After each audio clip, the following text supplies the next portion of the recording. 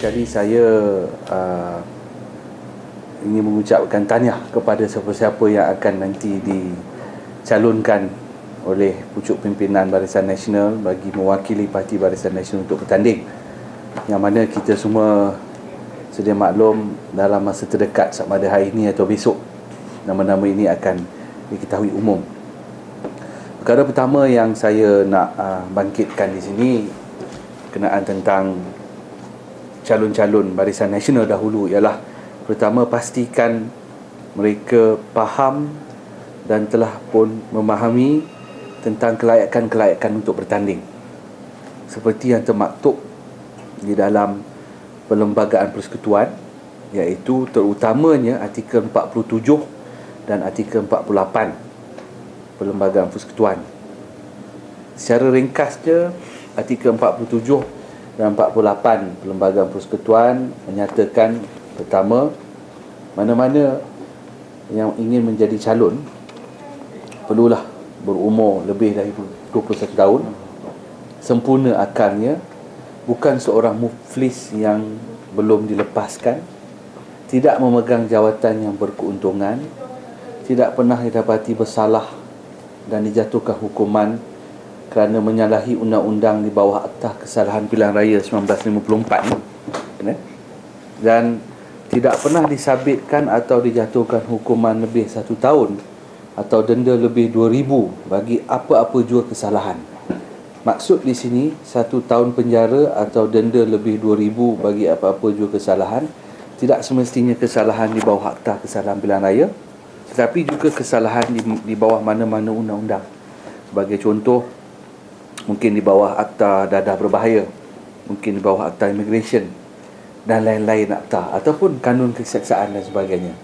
Akhir sekali, tidak pernah didapati bersalah dan sekiranya telah bersalah, 5 tahun daripada tarikh didapati bersalah itu telah pun luput. Ini bermaksud jika dia telah didapati bersalah pada tahun 2007, maka sekiranya dia bertanding pada 2013, layak. Tapi sekiranya dia telah didapati bersalah pada tahun 2009, dia masih lagi dalam tempoh 5 tahun daripada tarikh hukuman dan sabitan.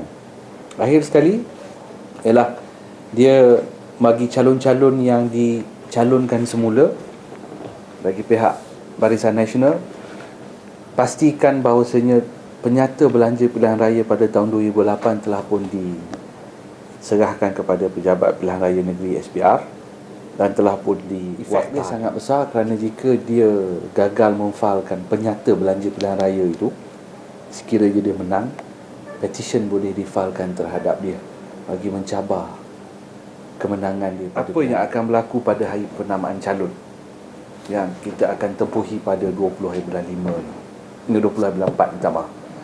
Pertama ialah, inilah kali pertama dalam pilihan raya umum sebelum ini yang mana waktu bantahan tidak ada lagi.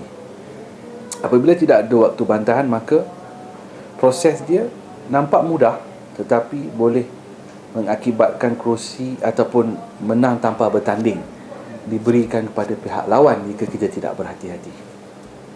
Jadi kuasa untuk menerima dan menolak kertas penamaan calon sekarang hanya terletak kepada pegawai pengurus, ataupun dalam bahasa yang kita lebih arif, RO. Ya.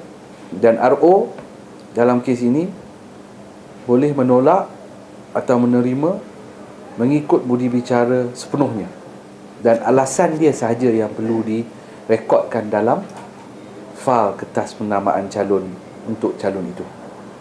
Jadi berhati-hatilah dari segi kertas penamaan. Itu perkara pertama, perbezaan antara pilihan raya pada tahun 2008 dengan 2013. Itu perkara pertama, tiada lagi waktu bantahan. Kedua, kertas penamaan calon sekarang hanyalah sehelai dan bukan lagi 3 helai atau 3 salinan perlu dihantar. Ya. Ini memudahkan supaya tidak timbul tertukar pencadang dan penyokong, ataupun terlupa untuk menandatangani sama ada oleh pencadang, penyokong atau calon itu sendiri. Itu perkara ketiga. Perkara kedua, pembaharuan yang telah dibuat oleh SPR.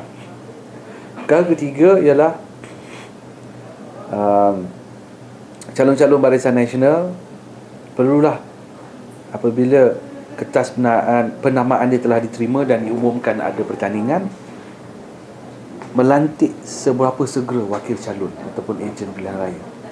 Kerana dalam pilihan raya yang lepas pada tahun 2008, saya dapati dan saya dimaklumkan ada yang sehingga seminggu selepas pilihan raya kempen telah bermula, masih lagi belum ada wakil calon, dan disebabkan itu jentera parti lumpuh. Jadi kalau boleh, sebaik sahaja habis diumumkan ada pertandingan dan dia telah diterima menjadi calon, maka pergilah ke bilik gerakan di parlimen atau DUN itu dan segeralah lantik wakil calon.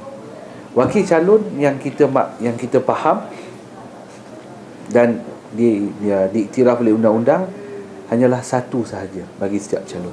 Jadi kalau ada calon parlimen daripada Barisan Nasional UMNO dan DUN pun UMNO, maka kedua-dua calon ini berhak melantik dua orang wakil calon yang berbeza untuk mewakili dia dalam segala apa jua mesyuarat. Ini perlu kerana setelah wakil calon atau ejen pilihan raya itu dilantik, maka ejen pilihan raya dan wakil calon ini akan melantik petugas-petugas parti yang lain, seperti siapa yang akan menjadi wakil dalam pasukan penguat kuasa kempen pilihan raya.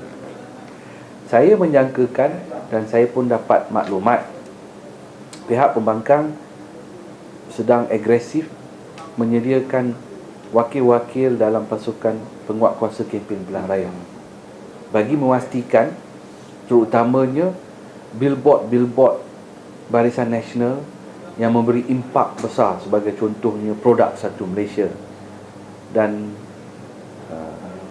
tagline dipatuhi dari segi undang-undangnya.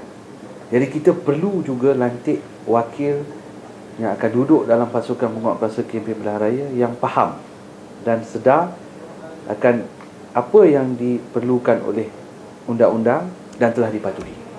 Itu satu. Selain daripada wakil yang akan duduk dalam pasukan penguat kuasa kempen pilihan raya ini, pasukan wakil ini juga nanti akan pusing memantau di seluruh kawasan parlimen itu. Undang-undang jelas dalam Seksyen 27C Akta Kesalahan Pilihan Raya bahawasanya satu wakil untuk satu parlimen. Jadi sekiranya kita bertanding satu parlimen dan 3 DUN di bawah itu, maka wakil yang hendak dilantik itu tidaklah semesti datang daripada parti UMNO Barisan Nasional, tapi mungkin boleh datang daripada parti MCA, MIC, Gerakan dan sebagainya.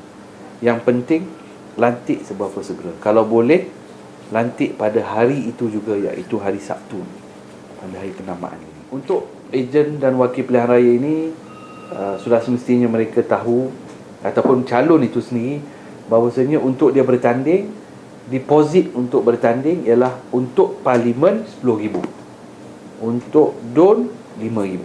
Itu deposit untuk bertanding yang kepada SPR. Deposit bahan kempen pula ialah untuk parlimen RM5,000, untuk DUN RM3,000. Dan perlu mungkin ada juga dibayar deposit kepada pihak berkuasa tempatan. Sebagai contoh, mungkin Majlis Daerah Kota Baru, deposit dia mungkin RM2-3,000 berbanding dengan Majlis Daerah Raub yang hanya memerlukan deposit RM50 atau jadi tanyalah pejabat daerah akan ataupun pihak berkuasa tempatan tu berapa yang saya perlu bayar untuk menaikkan poster. Perlu saya tegaskan di sini, untuk bertanding hanya deposit bertanding dan deposit bahan kempen saja perlu. Tetapi deposit nak menaikkan bendera dan sebagainya di dalam kawasan atau daerah itu bukan merupakan prasyarat untuk bertanding, ya. Jadi tidak perlulah borang penamaan calon tu dikepilkan dengan seberapa banyak dokumen. Hanya yang perlu sahaja.